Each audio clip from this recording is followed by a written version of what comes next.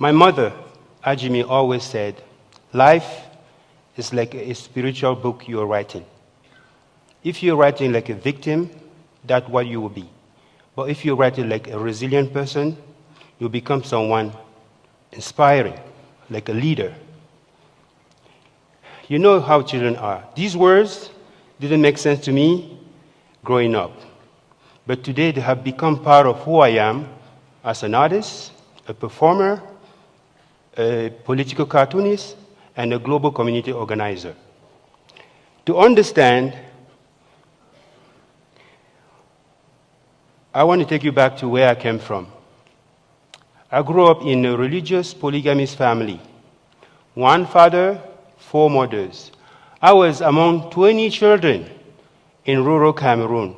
Yes, in rural Cameroon, parents are very busy all night. So, at the age of 6, I took a charcoal to draw a person on the wall of my house. My father told me it's forbidden to draw people. Why? Because in our religion, to create the first human being, God drew that person. Then he turned that drawing into a sculpture. Then he animated the sculpture. That's how we became people. Really? Okay. So each time I was caught drawing someone or drawing anything or reading a cartoon book, I was punished. This is my earlier memory of censorship. Not having the freedom to express myself. What my mother did, she saved me when she took me to her village. The Tika people are farmers in the rainy season and painters in the dry season. So I spent the rest of my childhood painting on the walls of the village with my hand and my fingers.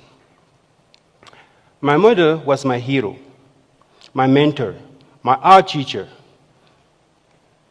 my only life coach. So what my mother did, she freed me from religious oppression. In fact, I am part of the first generation of people in my family who can actually read and write.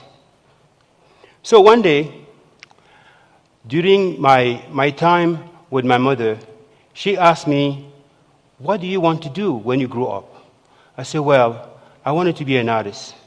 Then she said, well, my son, you can be anything you want to be. So, in 1990s,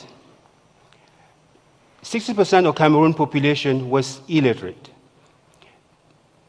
Using my artistic skill with other emerging artists, we started the first culture of the 9 art in the country, a project that provides news in the form of cartoons and comics and graphic novel so that people can access education and information. It was an amazing project, very successful. My government created a censorship law and banned cartoon and information. We grew a culture of resistance against government censorship during that time. And I was persecuted for my role in that movement. I was in prison. I was tortured. Eventually, I moved to France, where I spent 10 years in exile. In Paris, I was very depressed because I live in a society where even though people didn't know each other, they didn't talk to each other. And my PTSD from my experience in prison became more severe. I needed new ways to cope with my trauma, my sadness. One day, I remember that my tribal people used body painting as ritual prayers in their ceremonies. This is how I started using my body as a canvas to heal the wound of torture. Body painting became therapy for my depression. As a child, I was also introduced to the idea that if you want to understand the world, you only have to look at the 5 fingers of your hand. They are all diverse together. So the world is within us. So that's why on one hand, I paint dots. Each dot represents an element of life, a person or living companion. And on the other hand, I paint stripes, circle lines. They symbolize connection and vibration between people, like what is happening between you and I now. During this process, I gained a confidence to keep creating and living as a free mind, because art has become a friend, a mother, a bridge, a refuge, and also the power.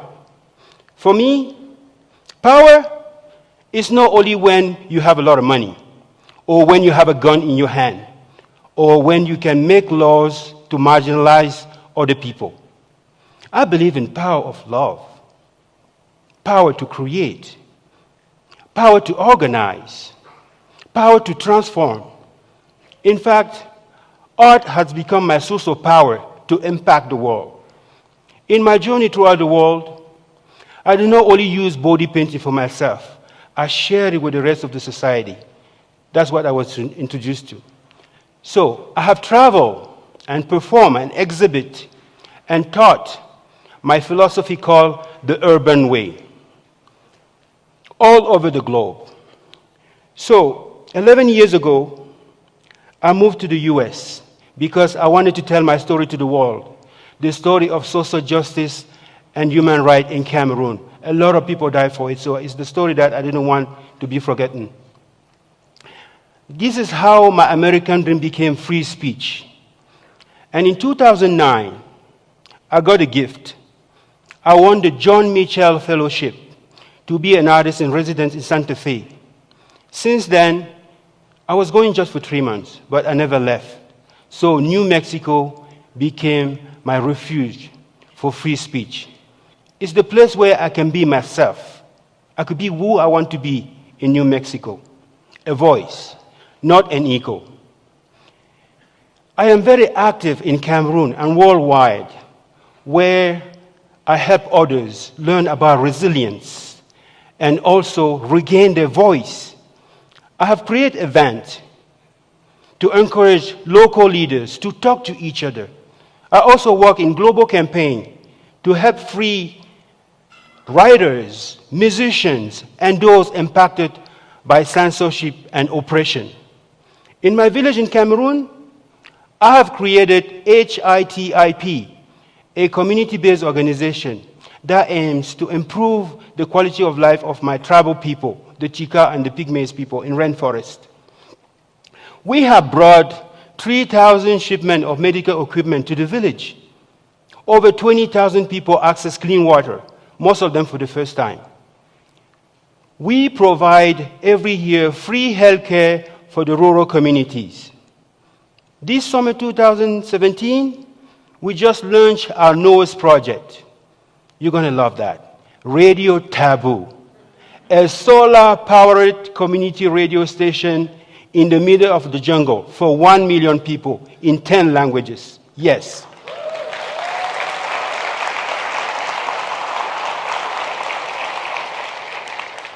And this project provides many with the first interaction with radio technology and also non-government generated news. Yes, there's still a lot of us out there who haven't listened to radio. And this project also provides access to learning and the wider world. So, from a person who has faced religious, state, political persecution, I must tell you that whatever challenges you're facing, it's going to be up to you to pass beyond it and grow. Because when we grow resilience, we become stronger and confident to embrace others, other people, other culture, without denying who we are. Remember, life is not a goal that you achieve. In fact, life is a journey along the way with fun. Of course, life is fun. And also encounter obstacles. I recommend that you keep moving.